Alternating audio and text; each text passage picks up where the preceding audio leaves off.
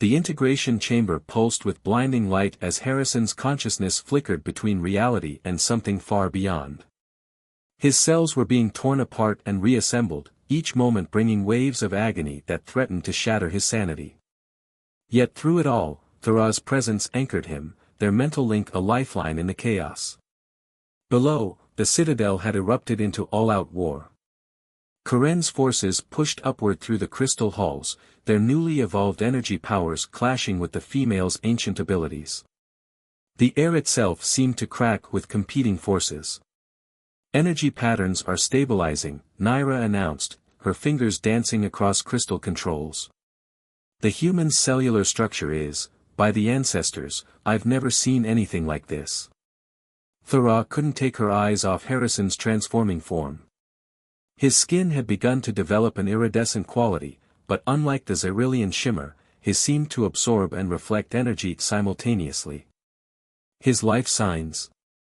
Fluctuating wildly, but holding. He's actually adapting to them. An explosion rocked the laboratory. Karen burst through the crystalline wall, leading a squad of evolved males. Step away from the chamber, sister. You don't understand, Thara pleaded. We're close to a solution. I understand perfectly, Karen snarled. The Council wants to control this power, just like they controlled us. We won't allow it. Inside the chamber, Harrison floated in a sea of pure energy. Through his link with Thara, he sensed the confrontation, felt the opposing forces building to catastrophic levels. The solution crystallized in his transformed mind with stunning clarity. Stop. His voice resonated through everyone's minds with unprecedented power. The chamber's crystal walls cracked, then shattered. Harrison emerged, his form radiating waves of energy that made both males and females step back in awe. His skin rippled with colors that shouldn't exist, and his eyes held galaxies. When he spoke, harmonics filled the air. Look at me. Really look. This is what you all could become. Through the mental link he now shared with everyone present, Harrison projected understanding. His cells had become something new, neither energy consumer or producer, but a perfect cycle of both. His human adaptability had found a third path, a way to internalize and balance the energy that had divided their species. The radiation didn't curse you, he explained, his voice echoing with power. It was trying to evolve you to this, but the process was interrupted. Split. Now we can complete it. Karen raised his hands, energy crackling. Why should we trust? Harrison released a pulse of pure force that knocked everyone to their knees, not in violence, but in revelation. Each person, male and female alike, felt their own potential through his transformed awareness. Because I can show you the truth, Harrison said softly. The harvest wasn't about survival. It was about preparing your species for this moment. Each exchange of energy, each adaptation in stasis, was leading here. Through their deepened link, Thara suddenly understood. The matriarch, she knew. She suspected, Harrison confirmed. That's why she agreed so readily to my experiment. The ancient texts spoke of a joining, but not between males and females, between what was and what could be. The matriarch herself appeared in the ruined doorway, her presence now diminished before Harrison's radiance. The prophecy spoke of a bridge between worlds, one who would unite the divided. We never imagined it would be a human. Harrison turned to the assembled crowd, his transformed body barely containing the energies within. I can show you the way, help your bodies adapt as mine has. But it has to be your choice. All of you. No more council, no more rebellion. Just a future, together. Karen looked at his sister, centuries of pain and division hanging between them. The energy requirements for such a transformation will be massive, Harrison acknowledged. I'll have to serve as a converter, channeling the power through myself to catalyze each person's evolution. I may not survive the process. No. Thara's protest carried all her fear and love. You've given enough. Harrison smiled, his face beautiful and terrible in its new form. This was always the price, Thera. But look at what we'll achieve. Your people whole again. Free. One by one, the Xyrillians, male and female alike, stepped forward. The matriarch was first, kneeling before Harrison in acceptance. Karen followed, then his rebels. The council members joined, and finally, Thera, tears streaming down her color-shifting face. I love you, she projected, knowing what was to come. Harrison's answering smile contained worlds of meaning. Then he raised his hands, and pure energy began to flow. The transformation had begun. 3 days later, the Odyssey received a transmission from Zalara. Lieutenant Tanaka watched in amazement as the message played. The Xyrillians had evolved into something new, neither male nor female as they once were, but perfect energy beings, shimmering with Harrison's gift. And there, among them, barely recognizable but undeniably alive, stood Harrison himself. His sacrifice had not claimed his life as expected, but had transformed him into something between human and Xyrillian. The first of a new kind of bridge between species. Tell Earth, his message concluded, Thera's transformed form beside him, that the harvest is over. But a new age of cooperation is just beginning. In the purple skies above Zalara, energy patterns danced like auroras, a testament to the power of adaptation, sacrifice, and love to overcome even the deepest divisions.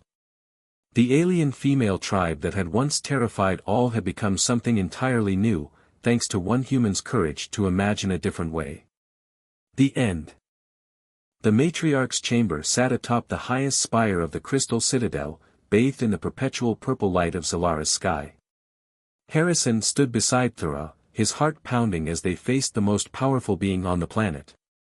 The matriarch, known only as Vylara, seemed to float above her crystalline throne. Her skin shifted through colors Harrison had never seen before, and her presence filled the room with an energy that made his teeth hum. So, her voice resonated through their minds, you believe you can end 10,000 years of biological necessity with human DNA? Her tone carried equal parts skepticism and intrigue. Harrison stepped forward. With respect, matriarch, I believe I already have. The male Xyrillians in stasis evolved because of their exposure to my energy signature. It's different from anything they've encountered before. Show me, Vylara commanded. Thera projected the memories of Karen's demonstration, adding her own scientific analysis. The human cellular structure processes energy differently from any species we've harvested. Their mitochondria, it's unlike anything in our database. The matriarch descended from her throne, moving with liquid grace to circle Harrison. And you offer yourself willingly for this experiment? Despite knowing it will likely kill you? I do. Harrison's voice remained steady, though Thera felt his fear through their mental link. But I have conditions. A ripple of murmurs ran through the assembled council members. No one made demands of the matriarch. Speak, Vylara commanded, amused rather than offended. First, my crew is freed and returned to our ship immediately. Second, if this works, all males currently in stasis are released and given the choice to undergo the procedure. No more harvesting without consent. The matriarch's skin shifted to a deep violet. And if it fails? The males under Karen will attack, and without the harvest, my people will starve. Then I offer a third option, Harrison said, drawing shocked gasps as he removed his uniform jacket. Take my life force now, all of it. It should sustain your people long enough to evacuate the planet if necessary. James, no. Thera's protest echoed in his mind. But Harrison continued, my life for a chance at peace. That's the deal. The matriarch studied him silently for a long moment. Finally, she smiled. You continue to surprise me, Commander. Very well. I accept your terms. Events moved quickly after that. Harrison's crew was escorted to the Odyssey, carrying data crystals containing everything they'd learned about the Xyrillians. Lieutenant Tanaka tried to protest, but Harrison's orders were clear: if they didn't hear from him in 48 hours, they were to leave and warn Earth about the harvest. In the central laboratory, Harrison watched as Thera and the Council's chief scientist, Naira, prepared the integration chamber. The device looked like a cross between a medical pod and an energy reactor. The process will merge your energy signature with a synthesized version of the original radiation that changed us, Naira explained. If successful, it should create a template for cellular reconstruction that both males and females can survive. And if unsuccessful? Harrison asked. Naira's skin darkened. Total cellular dissolution within seconds. Thera, who hadn't left Harrison's side since the matriarch's chamber, gripped his hand. Through their link, he felt her turmoil. We can find another way, she projected. Don't do this. Harrison turned to face her, reaching up to touch her color-shifting cheek. You know we can't wait.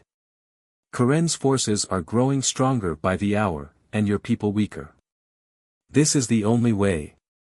In that moment, their mental link deepened beyond anything they'd shared before. Harrison felt everything: Thera's fear of losing him, her guilt over the harvest, her growing feelings that went far beyond scientific curiosity. In return, she felt his determination, his hope, and something else that made her skin pulse with brilliant colors. I never thought I could feel this way about a human, she whispered. Harrison managed a smile. I never thought I'd fall for an energy vampire alien either. Funny how life works out. Their moment was interrupted by alarms. On the monitors, they watched Karen's forces beginning to move. He's not waiting the full 2 days, Naira reported. They're attacking the lower stasis chambers. Harrison grabbed Thera's hands.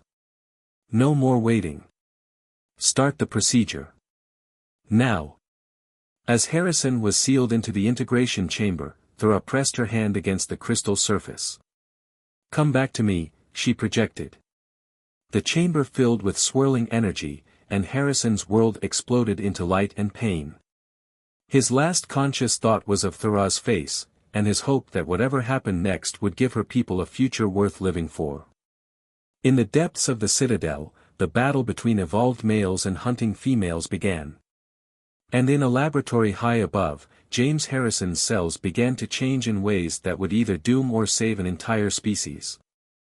Chaos reigned in the lower levels of the crystalline citadel. Harrison and Thera fought their way through corridors filled with disoriented escapees from the stasis chambers. The air crackled with unstable energy as hundreds of males, their life forces no longer contained, created interference patterns with the Xyrillians' natural energy fields. This way. Thera called, leading Harrison toward a massive chamber. The central stasis control room. We can. A powerful blast knocked them both sideways.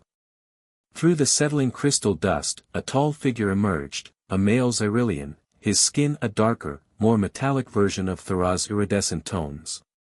Brother Karen, Thera whispered, her voice mixing shock and recognition. Sister.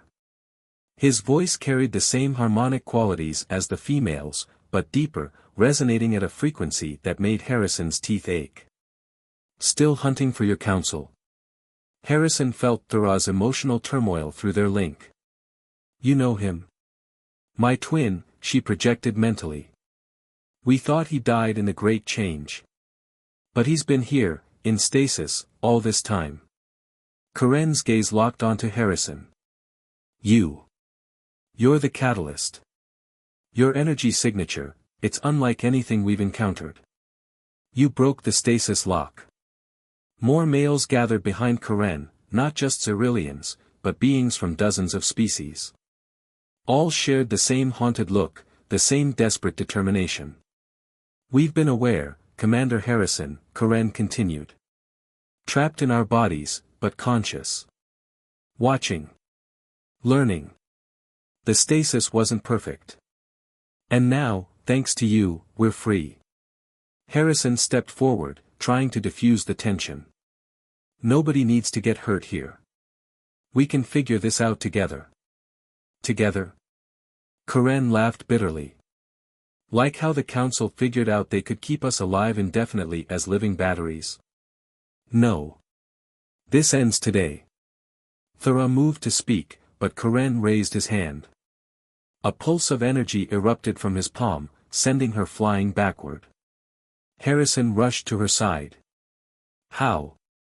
She gasped. Males can't generate energy fields. We evolved too, sister. Slowly, in stasis, but we evolved. Your precious harvest gave us what we needed, a way to process and store energy rather than just provide it. The implications hit Harrison like a physical blow. If the male Xyrillians could now manipulate energy like the females. The balance of power shifts today, Karen announced. We're taking control of the Citadel. Any female who resists will be placed in stasis themselves. Let them see how it feels. Through their mental link, Harrison felt Thera's fear, not for herself, but for her people. The Council's harvest might have been morally questionable, but it had kept both populations alive. All-out war between evolved males and females could destroy everything. Wait, Harrison called out, an idea forming. Your evolution in stasis, it's connected to mine somehow. My presence triggered this. What if that's not a coincidence? Karen paused, interested. Go on. The original radiation burst changed your species, split you into predator and prey. But what if that wasn't the end of the evolution? What if you needed an outside catalyst to reach the next stage?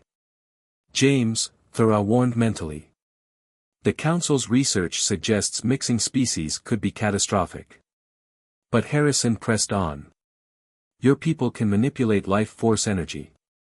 Humans are known for our adaptability, our ability to evolve rapidly. What if combining these traits could lead to a solution? A way for both genders to coexist again? The chamber fell silent as both sides considered his words. Harrison felt the weight of hundreds of lives hanging on this moment. Karen stepped closer, studying Harrison intently. The Council would never agree to such research. They prefer their harvested males docile and controlled. Then we go above the Council, Thera said suddenly, standing despite her injury. To the matriarch herself. She's always sought a permanent solution. And if it fails? Karen challenged. If your human catalyst theory proves wrong? Harrison met his gaze steadily. Then you'll still have your revolution. But wouldn't you rather try for peace first? A tense moment passed. Harrison felt Thera's presence in his mind, her hope mixing with his determination. Finally, Karen lowered his hand. 2 days, he declared. We'll give you 2 days to present this theory to the matriarch. After that. His meaning was clear. As the male rebels withdrew to a defensive position in the lower levels, Harrison turned to Thera. Tell me everything about this matriarch. And then we need to check on my crew. They're safe, she assured him. But James, what you're proposing, the energy merger could kill you. Harrison managed a grim smile. Better that than watching your species tear itself apart. Now, about that research. In the depths of the Citadel, the strange energy patterns continued to shift and evolve. Time was running out, and the fate of an entire species hung in the balance. But for the first time since the Great Change, there was hope for something more than mere survival. Harrison awoke to the soft hum of crystal resonance. His body felt weightless, suspended in a translucent chamber filled with iridescent liquid. Through the curved walls, he could see other pods containing his unconscious crew members, their forms distorted by the crystalline structure. Your resilience is remarkable, Thera's voice echoed in his mind. She stood before his chamber, her color-shifting skin pulsing with an internal light. Most males succumb completely to our pheromones within seconds. Yet you maintain consciousness. Harrison tried to speak, but found his voice wouldn't work. Instead, his thoughts projected clearly, what have you done to my crew? They sleep, gathering strength for what's to come. Thera placed a hand against his chamber. Watch, Commander. Understand why we must do this. The chamber walls turned reflective, showing him visions of the Xyrillian past. He saw their world as it once was, males and females living in harmony, until a cosmic radiation burst changed everything. The females evolved, developing the ability to absorb and process life force energy. The males, unable to adapt, began dying from prolonged exposure to their mates. We didn't choose this evolution, Thuraz's thoughts merged with his. But we must survive. The males who remain in stasis provide some energy, but it's not enough. We need fresh sources, powerful ones. Like you. Harrison watched as the vision shifted to show him the feeding process. It wasn't violent or painful, instead, it was almost beautiful. The females drew out excess life force through touch, leaving their subjects tired but alive. But he also saw the darker truth, how addiction to the process could lead males to willingly drain themselves to death, desperate for more contact. Your crew will be treated well, Thuraz assured him.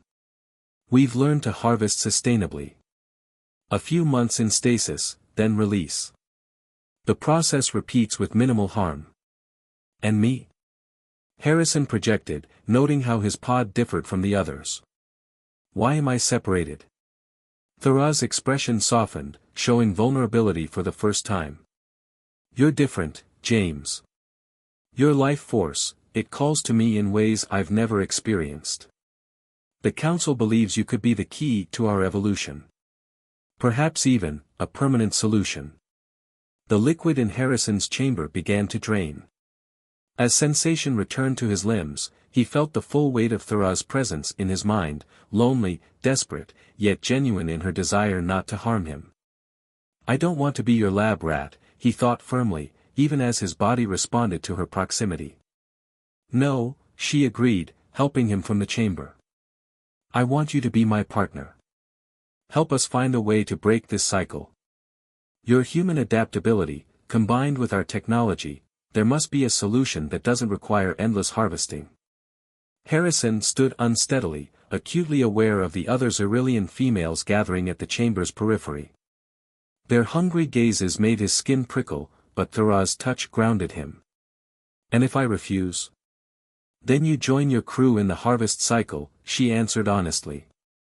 I cannot override the Council's decision. We do what we must to survive. Before Harrison could respond, alarms blared throughout the citadel.